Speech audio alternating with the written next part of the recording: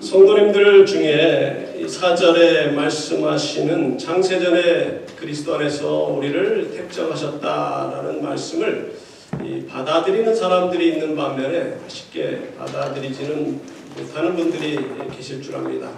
이것을 받아들이지 못하는 그 이유는 어떻게 하나님께서 누가 구원을 받을지를 또 누가 구원을 받지 못할지를 창세전에 정하셨단 말인가 라는 것에 반감을 갖고 있기 때문일 것입니다.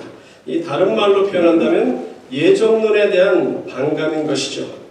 내가 아무리 열심히 신앙 생활을 했는데 내가 예정받지 못했다면 결국 지옥에 간단 말인가.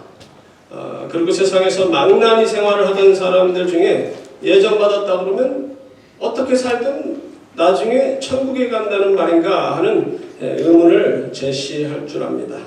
그러므로 오늘 설교를 통해서 이런 난해한 부분 또 오해되는 부분이 조금이나마 해소되기를 바라면서 세 가지 곧 창세전에 택정하신 두 번째 자녀로 삼아주신 그리고 세 번째 그리스도 안에서 하나 되게 하심을 상고하고자 합니다. 첫 번째 하나님께서는 우리를 그리스도 안에서 창세전에 택정하셨습니다. 3절과 4절의 말씀을 보면 찬송하리로다 하나님 곧 우리 주 예수 그리스도의 아버지께서 그리스도 안에서 하늘에 속한 모든 신령한 복을 우리에게 주시되 곧 창세전에 그리스도 안에서 우리를 택하사 우리를 사랑 안에서 그 앞에 거룩하고 흠이 없게 하시려고. 창세전에 그리스도 안에서 우리를 택하셨다는 것이 신령한 복이라는 겁니다. 이것을 깨닫기가 어려운 거예요. 왜냐? 신령하다는 것은 심오하다는 것이고 이해하기 어렵지만 신령한 복을 받은 사람들은 이것을 받아들입니다. 하나님께서 당신의 백성들에게 이 신령한 복을 주시기 위해서 택정하셨다. 이 택정이라는 말, 택하셨다라는 것은 예정이라는 말로도 이해하는데요. 이 말은 미리 운명을 결정해 버린다라는 숙명론적인 의미가 아니라 미리 계획하시다라는 겁니다. 하나님께서 영원전부터 이미 많은 인류 중에서 당신의 자녀들을 그리스도 안에서 택정하시고 구원을 베푸시고자 계획하셨다는 것이죠. 칼빈의 예정론을 많은 사람들이 잘못 이해하고 있습니다. 그가 예정론을 언급한 이유는 하나님의 주권을 강조하기 위함이에요. 하나님께서 하신다는 것이죠. 하나님께서 택정. 우리는 몰라요. 누가 예정받았는지 누가 예정받지 못했는지 알 수도 없고 다른 사람을 판단할 수도 없습니다. 우리는 다만 결과론적으로 알 수가 있습니다. 평생 신앙생활을 잘 하다가 말년에 제약에 빠져 회개하지도 않고 계속해서 하나님을 대적하다 죽은 자에 대해서는 우리가 저 사람이 예정받은 사람인 줄 알았는데 그게 아니었구나 라고 그렇게 생각할 것이고 또 평생 망나니로 살아갔던 사람이 말년에 예수 그리스도를 믿고 회개하고 변화돼서 하나님의 백성으로 주님의 사역을 열심히 하다가 돌아가시면 저 사람은 예정받지 못한 자인 줄 알았는데 예정받은 자였구나. 결과를 보고 우리는 판단할 수 있는 것이지 그전에는 우리는 몰라요. 우리는 누가 예정받았는지 예정받지 못했는지 알 수 없기에 우리는 누구에게나 복음을 전해야 됩니다. 그런데 왜 하나님께서 그 사실을 알 수 없도록 하셨을까요? 누구도 자만하지 말라는 겁니다. 만약에 예정된 것을 미리 알 수 있다면 어차피 하나님 나라에 갈 것이니 이 땅에서 내가 하고 싶은 일을 하고 내 멋대로 살아도 되겠구나 하는 잘못된 생각을 갖는 것이 아마도 대부분 사람들의 마음일 것입니다. 그렇기 때문에 빌립보서 2장에 있는 말씀처럼 두렵고 떨림으로 구원을 이루기 위해서 혹시라도 내가 하나님의 은혜에 떨어질까 멀어질까 조심하면서 경건된 삶, 거룩한 삶, 하나님을 기쁘시게 하는 삶을 살아가라는 겁니다. 근데 여러분들 중에 혹시라도 내가 열심히 신앙생활을 해왔는데 알고 보니 내가 예정받지 못한 자면 어떡하지? 하고 두려운 생각을 가지시는 분이 한 분도 안 계시기를 바랍니다. 여러분이 하나님을 아버지 또 예수 그리스도를 그냥 주님이라고 부르기만 한다면 그것이 여러분들이 구원받은 증거입니다. 세상 사람들을 하나님을 아버지라고 절대 부를 수가 없어요. 다만 마지막 순간에 배교하고 하나님을 거부하며 예수님을 부정하지 않는 한 여러분은 하나님께서 창세전에 그리스도 안에서 택정하신 자예요. 절대로 여러분들에게 은혜를 베푸시는 것을 거두어가지 않으십니다. 이 난해한 것을 설명하기 위하여 제가 생각한 예화라고 해야 되나 아니면 하나의 가정이라고 해야 하나 잘 모르겠지만 이런 가정 추측을 해봤습니다. 주 12세기 초에 어느 사람이 있었다고 가정합니다.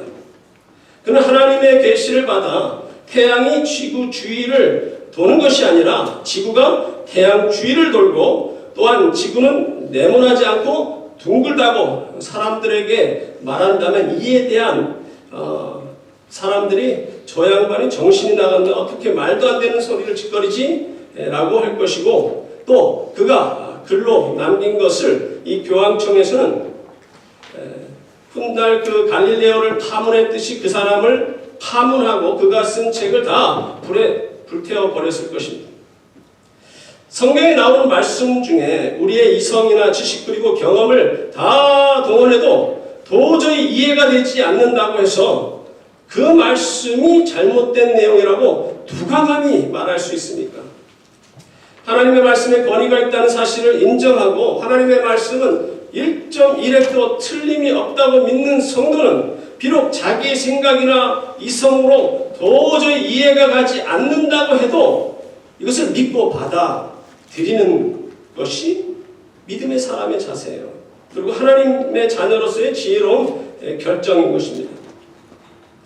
천동설, 곧 지구가 태양계의 중심이고 태양과 그 외 혹성들이 지구 주위를 돈다고 주장하는 학설은 이집트의 천문학자인 클라디우스 탈러미가 제안한 이론으로서 16세기까지 정설로 받아들여져 왔습니다.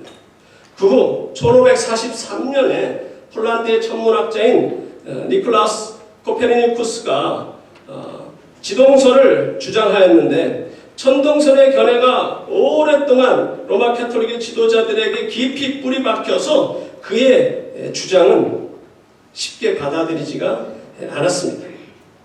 로마 가톨릭, 특별히 교황청이 그동안 수많은 오류를 했고 잘못된 교리를 주장하였고 심지어는 많은 악행을 행했습니다.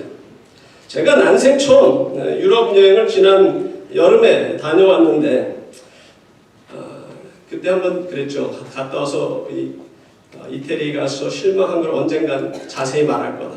그날이 오늘이에요. 제가 그 시스턴 성당에 마이클앤젤로의 그 천정 벽화를 보기 위해서 유럽 여행을 갔다 해도 과언이 아니에요. 그런데 바티칸시티에 들어가는데 그 8월달 그 더운 날 밑에는 왜 이렇게 덥습니까? 그런데 에어컨은 튼 것 같아요. 근데 얼마나 더운지 다들 그냥 수많은 사람이 한참 기다리는데 그 건물 안에 들어가서도 계속 붙이지. 아니 그렇게 돈을 많이 쌓아놓고는 에어컨도 빵빵 틀지도 않는 인간들. 그런데 첫인상이 아주 안 좋았어요. 그 안에 들어가는데 그 메럴 디텍터를 지나가요. 여러분들 공항에서 메럴 디텍터를 지나갈 때 여러분들 주머니에 있는 동전들을 다 모으면은 그 어떤 걸 줍니까? 플라스틱 바스켓을 주잖아요. 그래서 거기다 놓고 지나간 다음에 다시 가져가잖아요. 바스켓을 안 줘요. 그래서 벨트 위에다 그냥 놨어요. 그러면 내 물건 다른 거 주실 때 동전을 찾는데 동전이 없어졌어요. 동전이 어디 갔지? 그리고 이제 지나간 다음에 거기 벨트를 보니까 이야 아주 상습범들이에요. 그 벨트에 동전들이 밑으로 다 내려가도록 큰 바스켓으로 그걸 다 담고 있는 거예요. 야, 그 하루에도 제 생각에는 수십만 명이 들어오는 것 같아요. 수만 명에 수십만 명. 얼마나 줄이 긴지 몰라요. 수십만 명이 그냥 저는 한 그 2유로에 뭐 여러 가지에서 거의 여기 돈으로 한 3, 4불어치 코인이 있었는데 3, 4불도 아니고 그냥 1불 내지 2불이라고 했어봐요. 수십만 불을 그냥 거둔 거예요. 하루에 수. 이야, 이거 완전히 이거는 눈 뜨고 코백하는 이런 도시구나, 바티칸시티구나. 그런데 더 제일 실망된 거는요. 지나가면서 많은 그림들, 옛날 그림들 다 사진 찍게 하고 뭐 플래시도 터뜨리는데 그 시스턴 성당 안에 들어가서 마이클앤젤로의 그림에는 사진 찍지 말래요. 그리고 플래시는 절대 터뜨리지 말래요. 그래서 아니 다른 건 바깥에 있는 건 찍으라고 그러더니 왜 이거는 못 찍게 하지? 그 조금 뭐 변화나 플래시 터뜨리면 뭐 조금 뭐 오래되면 그것이 그 질이 좀 달라진다는 말도 있긴 하지만 근데 왜 그러나 할때 그 안내하는 사람이 설명하는 거 듣고 제가 완전히 열받아가지고요. 왜 그 안에서 찍지 못하냐 하면은 거기에는 교황이 미사를 지내는 곳이래요. 이러한 제 성격이 어땠을까요? 그 말을 안 했으면 완전히 안 찍었을 거예요. 그 말 듣는 순간 몰래 올라갔죠. 저도 아주 법도 안 지켜요. 그 말 안 했으면 저 착한 사람이 됐을 거예요. 그 말을 들은 순간에 열받아가지고 아니 무슨 교황이 대단한 인간의 대단한 존재라고 그가 미사를 드리는 곳이기 때문에 사진을 못 찍는다? 이건 말도 안 되는 소리예요. 그 또 가이드가 한다는 소리가 마리아가 하나 죄가 없대요. 와 정말 그날은 아주 최악이었어. 최악이었어. 내가 왜 이곳에 왔나 싶을 정도예요. 이 캐톨릭에서는 마리아를 신격하고요. 죄가 없다고 하고 육신으로 부활했다는 등 말도 안 되는 주장을 펼쳤고 자기네들이 성경을 넣었다 뺐다 마음대로 하고요. 성경에 대한 잘못된 해석이 참으로 많지만 오늘 딱 세 가지만 언급하기로 합니다. 첫 번째로는 591년 이전에도 두 번 언급했나요? 부활절 미사에서 교황 그레고리 1세가 누가복음 7장에서 예수님의 발에 향유를 부은 동네 한 죄인 여자가 막달라 마리아라고 주장한 것이 하나의 예입니다. 여러 번 말씀드렸지만 그 여인은 요한복음에서 언급한 나사로와 마르다의 누이 마리아예요. 막달라 마리아가 아니에요.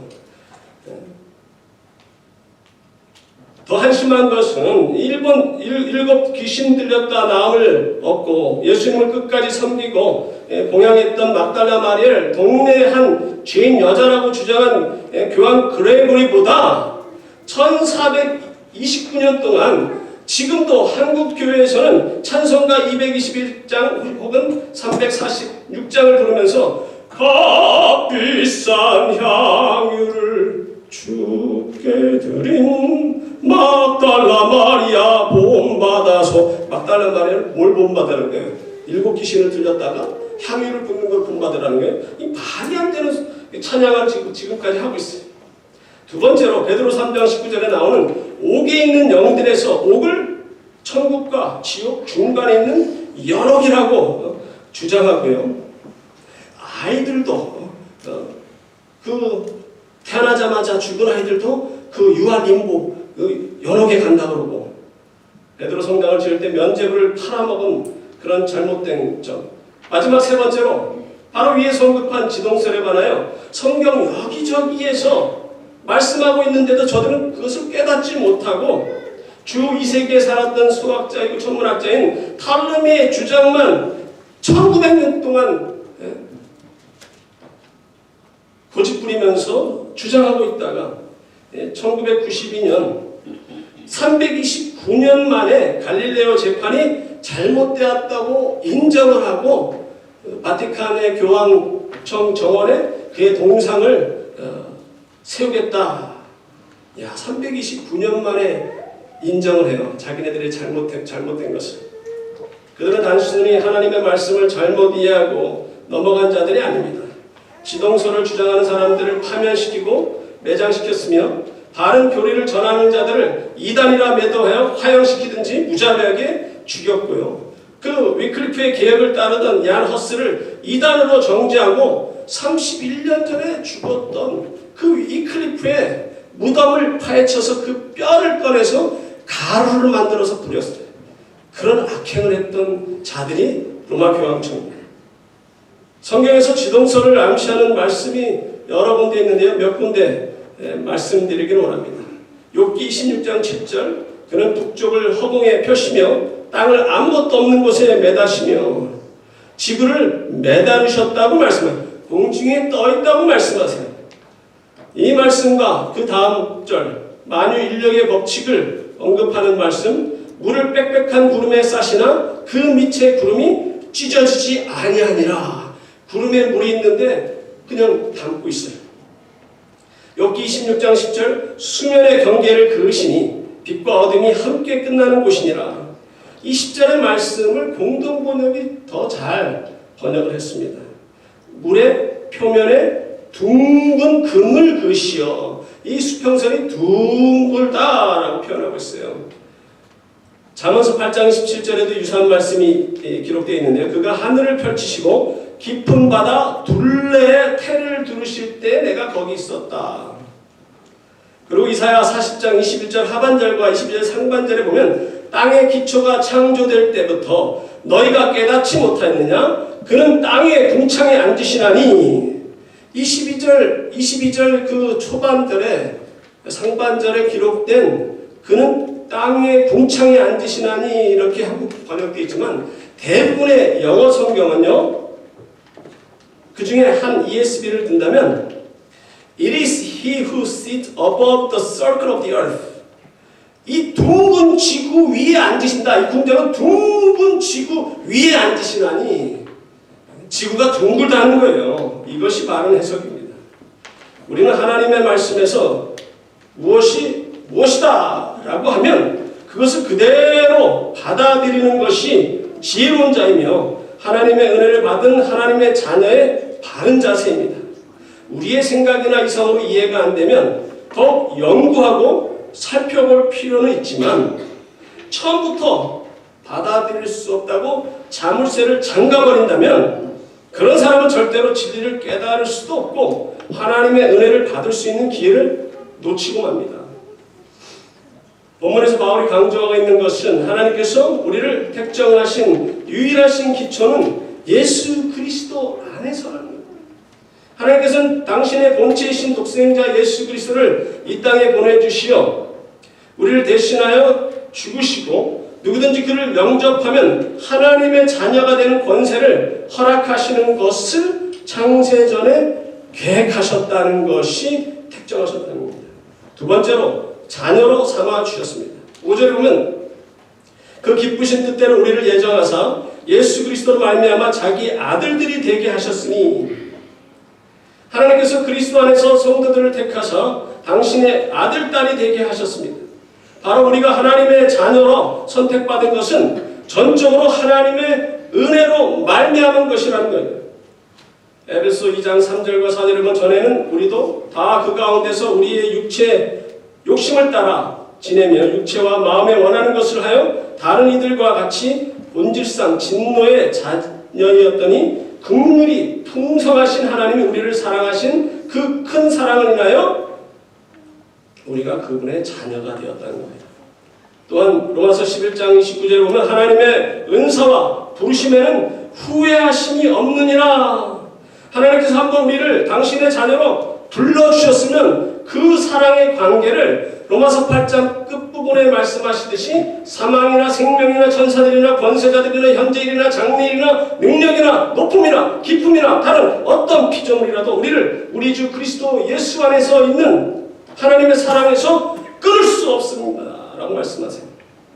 물론 히브리서 6장의 말씀처럼 한번 빛을 받고 하늘의 은사를 맛보고 성령에 참여한 바 되고 하나님의 선한 말씀과 내세의 능력을 맛보고도 타락한 자들은 다시 새롭게 하여 회개할 수 없다 말씀하시고 그들은 영원히 형벌을 받게 된다 말씀하십니다. 그러므로 우리는 끝까지 믿음을 저버리지만 않는다면 우리는 반드시 구원을 받게 돼 있다는 겁니다. 지난 주일에 언급을 하려다가 언급하지 않고 오늘 말씀드리고자 하는 내용이 있는데요. 그것은 바로 창세기 6장 7절에서 내가 그것들을 지었음을 한탄함이니라 말씀입니다. 하나님께서 당신께서 하신 것을 한탄하셨다? 후회하셨다? 분명히 야고보서 1장 17절의 말씀에는 그는 변함도 없으시고 회전하는 그림자도 없으시니라 라고 말씀하셨고, 민수기 23장 19절에서 하나님은 사람이 아니시니 거짓말을 하지 아니하시고 인생이 아니시니 후회가 없으시도다. 어찌 그 말씀하신 바를 행하지 않으시며 하신 말씀을 실행하지 않으시랴. 물론 거짓 선지자 발람이 한 말이지만 맞는 말이기 때문에, 근데 이 말씀과 사무엘상 15장에서 하나님께서 사울을 왕으로 세우신 것을 후회하신다. 그리고 창세기 6장 7절에서 한탄하신다라는 말씀과 너무 상반된 것은 아닌가. 이에 대한 해석에서 이 후회하시다, 한탄하시다라는 그 단어, 니함이라는 단어를 이 한글 번역에서는 조금 정확하게 표현을 안 했기 때문에 약간의 오해 소지가 있지만, 저는 그거보다도 지난번에도 말씀드렸지만 하나님께서 우리를 택정하시고 예수 그리스도 안에서 우리를 택하시고 하나님의 백성 삼아주시고 구원을 베풀어 주겠다. 누구든지 내가 보낸 나의 독생자 예수를 믿기만 하면 영생을 얻고 하나님의 자녀가 되고 축복의 그 계열로 들어오는 그 계획, 이 계획은 변함이 없으세요. 하나님의 그 계획은 절대로 후회도 안 하시고 변함이 없어요. 다만 인간이 변하는 겁니다. 인간이 하나님 은혜 가운데서 예수님을 믿어놓고는 죄 가운데 빠지고 다른 길로 가면 그에 대해서 안타까워하시고 마음 아파하시고 그에게 약속하신 그 축복이 달라지는 거예요. 하나님이 달라지셔서 하나님이 변하시는 분이라? 아니죠. 하나님은 변함없을 때 인간이 변하기 때문에 그 은혜 밖에 떨어져 나갔다가 그러다가 뒤늦게라도 회개하고 다시금 돌아온다면 원래 계획하던 그 은혜 계열에 다시금 들어와서 축복을 누리게 되는 거예요. 하나님은 회전하는 그림자도 없으신 거예요.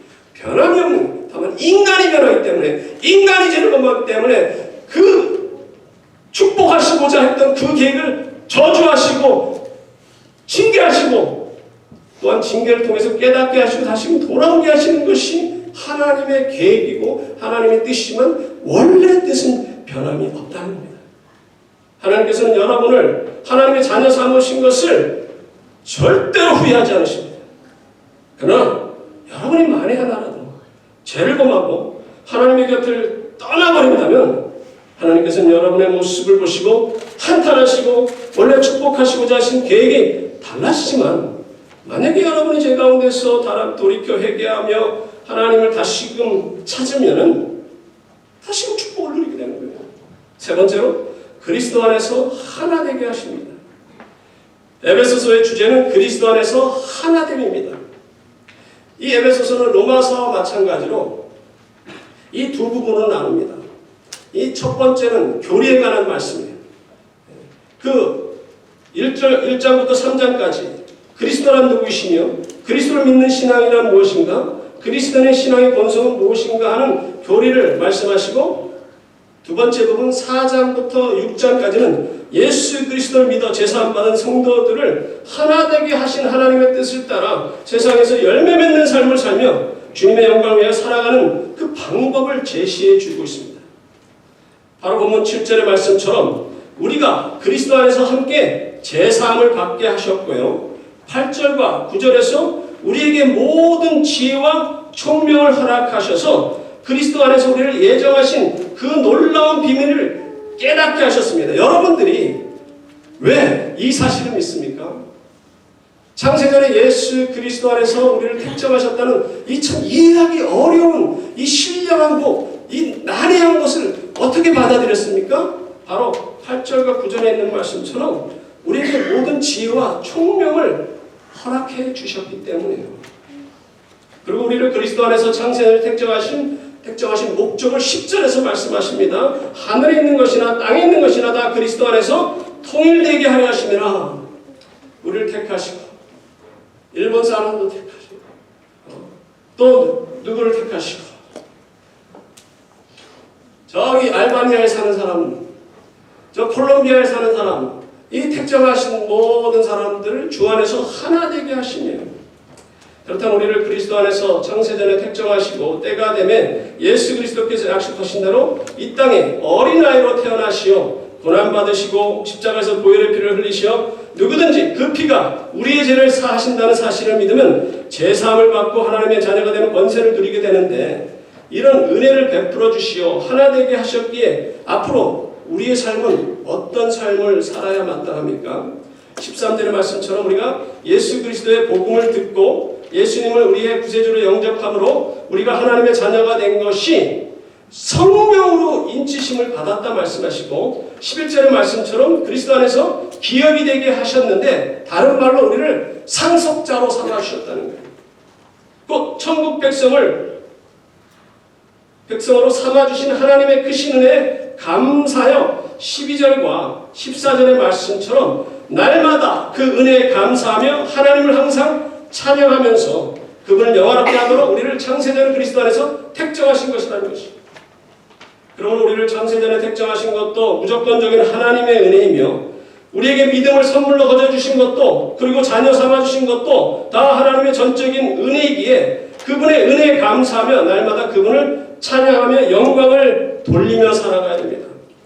6절에서 이 놀라운 은혜를 거저주신 목적이 무엇라고 말씀하십니까? 이는 그가 사랑하시는 자 안에서 우리에게 거저주시는 바 그의 은혜의 영광을 찬송하게 하려는 것이라. 하나님을 찬양하기 위해서 우리를 택정하셨다는 거예요. 또한 이 4절에서 하나님께서 우리를 창세전에 그리스도 안에서 택정하신 목적이 또한 나옵니다. 곧 창세전에 그리스도 안에서 우리를 택하사 우리로 사랑 안에서 그 앞에 거룩하고 흠이 없게 하시려고, 흠이 없고 거룩한 자로 살아가도록 우리를 택정하셨다는 거예요. 다른 말로 하나님의 자녀가 된 사람들은 예수 그리스도의 피공로로 말미암아 우리의 죄 문제가 해결됐어요. 흠이 없이 됐어요. 이제 남은 생애를 하나님의 자녀답게 거룩한 삶을 살면 되는 겁니다. 그런데 성도님들 중에 가장 어리석은 자들이 어떤 자인 줄 압니까? 자기가 창세전에 예수 그리스도 안에서 하나님의 자녀로 택정을 받아 예수님을 구세주로 영접하여 하나님의 나라 백성이 되었기에 어차피 어떻게 살아가든지 하나님 나라에 가게 될 것이라 착각하고 자기 멋대로 살아가며 하나님의 계명에 순종하지도 않고 한 피바다 한 몸 이룬 형제와 자매도 사랑하지도 않고 가난한 자들에게 구제도 하지 않고 나가서 복음을 전하는 선교사역도 하지 않는 자들이 바로 그런 자들이에요. 근데 그 사람들을 그렇게 살도록 하게 만든 것이 한국의 많은 교회 목사들이 잘못 가르쳐주는 거예요. 한 번 예수님 영접하면 다 된 것이냐, 세상에서 무슨 짓을 해도 상관없다고 그렇게 가르쳤으니까 나는 어차피 하나님 나라 백성이 되었는데 내가 나가서 조금 사기치면 어때? 남의 것 조금 훔치면 어때? 내 가족만 살피면 어때? 가난한 사람 무시하면 어때? 그러고 살아가게 만들었어요. 직무유기한 자들이 너무 많습니다. 어디 하나님 말씀에 한 번 예수님 믿으면 다 된다고 어디서 말씀하세요? 어느 말씀에서 말씀하시는, 칼빈도 언급한 것은 그 말씀을 하나님의 관점에서 말씀하시는 거예요. 하나님의 관점에서 우리를 영원히 놓지 않으시고 영원히 우리와 함께 하신다. 이것은 하나님의 관점이지 어디 인간이 그래 하나님 나 택정한 거 맞지? 알았어, 내가 마음대로 생활할게, 나 하고 싶은 대로 마음대로 할게. 그것은 자기가 하나님 자리 위에 앉겠다는 거예요.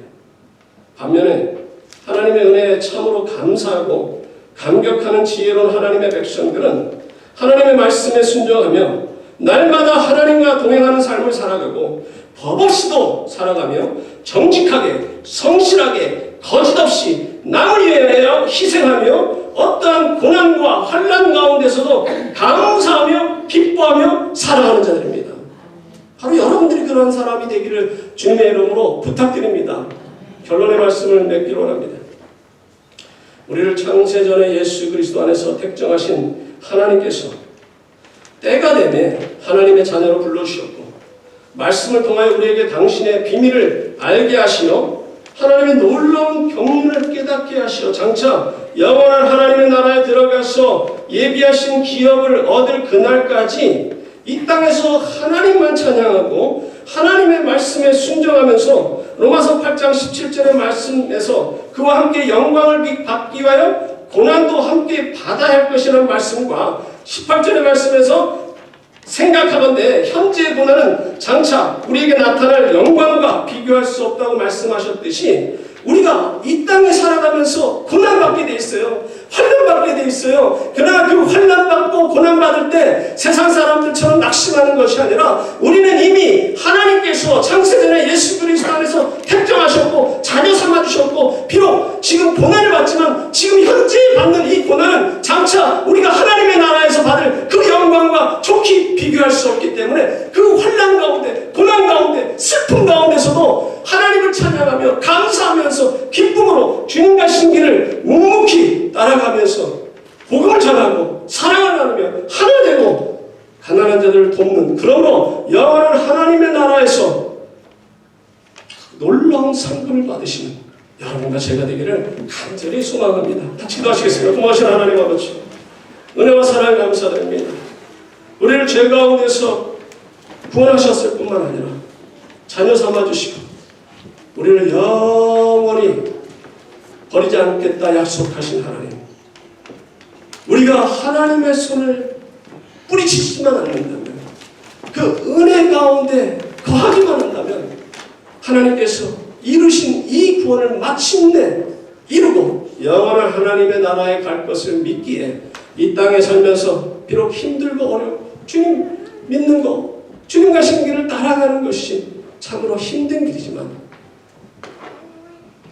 낙심하지 않고 괴로워하지 않고 그런 가운데서도 감사하면서 하나님을 찬양함으로 마침내 영원한 하나님의 나라를 기업으로 받는 하나님의 귀한 종들 다 삼아 주옵소서. 감사드리고 예수님 이름으로 기도드립니다.